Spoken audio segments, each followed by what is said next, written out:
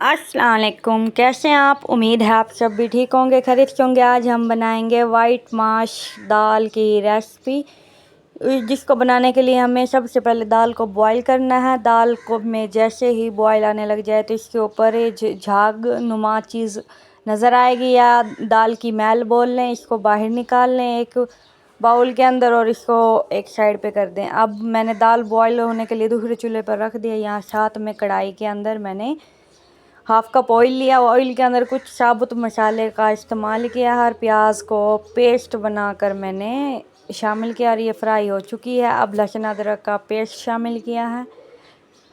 अब इसको 1 से 2 मिनट फ्राई करें और लंबा कटा हुआ अदरक यहाँ पर थोड़ा सा मैंने इस्तेमाल किया है। अगर आप लोगों को अच्छा नहीं लगता तो आप लोग पेस्ट भी बना सकते हैं। और यहाँ पर टमाटो की मैंने प्यूरी बना ली थी, मतलब कि टमाटो पेस्ट।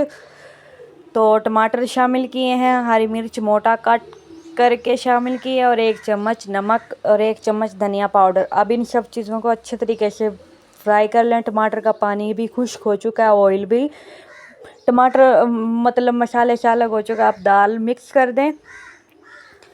दाल भी हमारी बॉईल हो चुकी थी।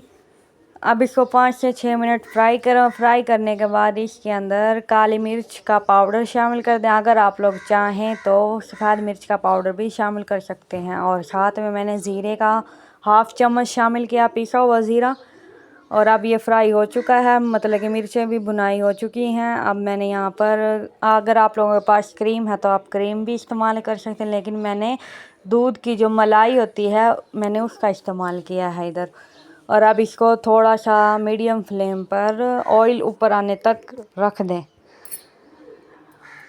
और अब ये देखें ऑयल भी आ चुका है। थोड़ा सा मैंने धनिया का इस्तेमाल किया है ताकि थोड़ी ये कलरफुल सी लगे।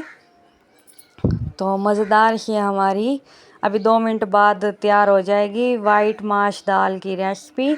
तो आप लोग भी ज़रूर इस तरीके से बनाइएगा इस दाल को, और घर में सबको कैसी लगती है मुझे ज़रूर बताइएगा। अल्लाह हाफ़िज़।